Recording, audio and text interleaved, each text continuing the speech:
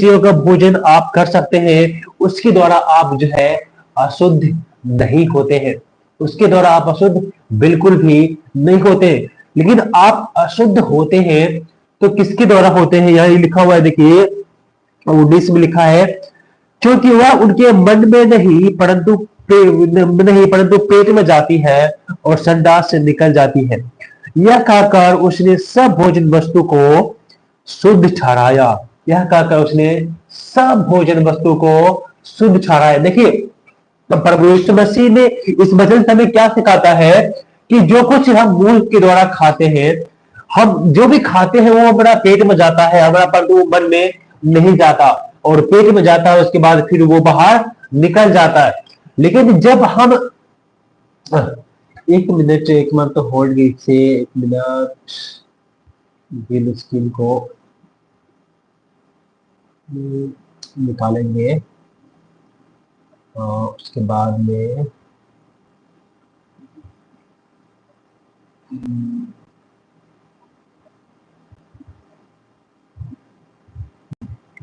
हाँ, क्योंकि इस समय से हमें सिखाता है कि हम जब भी कुछ खाते हैं हमारे वो मन में नहीं जाता परंतु वो पेट में जाता है, उसके बाद जो है संडास के द्वारा निकल जाता है। जब ऐसा होता है, ऐसा इस वचन के अनुसार हम जब भी देखते हैं कि हर एक भोजन वस्तु जो है वो शुद्ध है, कोई भोजन वस्तु हम खा करके हम अशुद्ध नहीं होते हैं, उसके द्वारा हम शुद्ध हो जाते हैं। लेकिन देखिए, यहाँ सबसे जो मेन बात है, प्रभु यीशु मसीह का जो मेन सिद्धांत था वो क्या है?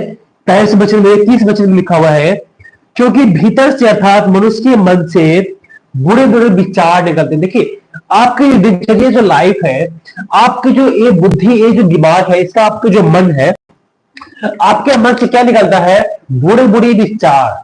आप देखिए, बुरे बुरे विचार जो बहुत सारे यहाँ पर मैं दिया गया, मैं आपको थोड़ा बारी बारी सबको मैं बताना चाहता हूं। सबसे पहला क्या आपके मन से निकलता है? बुरे बुरे विचार। आप बुरे बुरे विचार क्या है? आप किसी के विषय में कुछ भी अगर जो गलत सोचते हैं, आप मान लीजिए किसी भाई के विषय में या किसी के बहन के विषय में, किसी लेडीज के विषय में, अगर जो आप भी बुरे बुरे ख्याल आपके मन में आते हैं, आप किसी को देखा कि आपकी लड़की बहुत सुंदर है या ये औरत बहुत सुंदर है, आप उसको देख करके आपके मन में जो भी गंदे ख्याल आते हैं, जो गंदे गंदे विचार आते हैं, उसके द्वारा जो आप जो है अशुद्ध हो जाते हैं, उसके द्वारा जो है आप अशुद्ध हो जाते हैं। इसीलिए आपके मन में ये जो गंदे विचार है, ये गंदे विचार आपके मन में नहीं आना चाहिए। अगर जो गंदा सोचते हैं, क्योंकि जो आप सोचते हैं वही आप करते हैं। यीशु मसीह ने यहां तक कहा है कि अगर तुम किसी लड़की के विषय में या किसी महिला स्त्री के विषय में अपने मन में गलत ख्याल भी लाते हो, अपने मन में गलत सोच भी लाते हो, तो वो जो है तुम अपने मन में उससे बेविचार कर चुके हो। इसीलिए आपके मन में गंदे ख्याल भी आपको नहीं लाना है। अगर जो आपके मन में गंदे ख्याल भी आते हैं तो आप जो है एक बेविचार के श्रेणी में आता है। आज बहुत सारे लोग देखिए, प्रोफिट बजनत सिंह को बेविचारी पास्टर करके संबोधित करता है, क्योंकि सबके नजर में या कानून के नजर में उसने एक लेडीज के साथ में जिसका नाम रोकी है, उनके साथ में बेविचार किया, उसने ऐसा आरोप उस पर लगाया।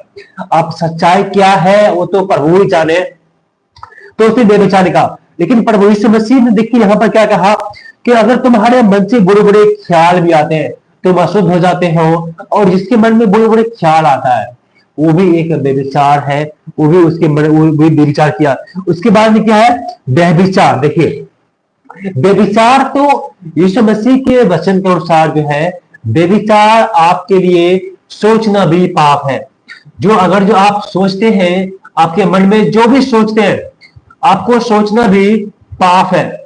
अगर जो आप सोचते हैं किसी के प्रति, किसी को देख करके आपके मन में कुछ गंदा ख्याल भी आया, वो एक बेविचार है।